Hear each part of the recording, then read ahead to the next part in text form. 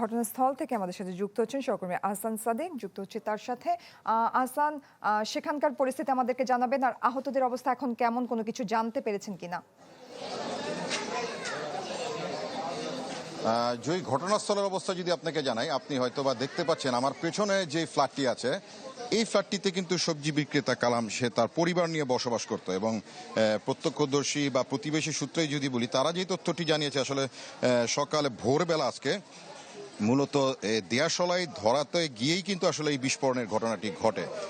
দেখতে পাচ্ছেন আসলে বিস্ফোরণের তীব্রতায় শুধু যে ফ্ল্যাটের সবগুলি কাঁচ ভেঙে গেছে এমন না, পার্শ্ববর্তী যে এই ভবনের যে বাসিন্দারা রয়েছে বলছেন যে আসলে যখন এই বিস্ফোরণটি ঘটে এবং সাথে সাথে কিন্তু তাদের যে সকল ঘর রয়েছে সেখানেও কিন্তু বিস্ফোরণের শব্দে প্রকম্পিত হয় এবং এই ঘটনার পরপরই কিন্তু যে স্থানীয় বা এলাকাবাসী যারা রয়েছে তারা কিন্তু এই কালাম এবং তাদের পরিবারের সদস্য সকলকে কিন্তু জাতীয় বার্ন অ্যান্ড প্লাস্টিক ইনস্টিটিউটে কিন্তু চিকিৎসাধীন নিয়ে যান। তবে এলাকাবাসী আরেকটি বিষয় কিন্তু বলছেন বারবার, যে বারবার কিন্তু নারায়ণগঞ্জে বেশ কয়েকটি স্থানে কিন্তু বিস্ফোরণের ঘটনা ঘটছে।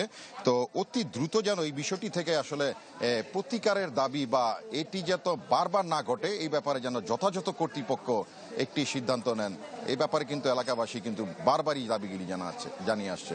তো বলা যায় ঘটনাস্থল থেকে এই ছিল সর্বশেষ পরিস্থিতির খবর। জয়ী। আহসান সাদিক, ধন্যবাদ আপনাকে। আমি ভরসা রাখি হিরন স্মার্ট ওয়াটার পিউরিফায়ারে।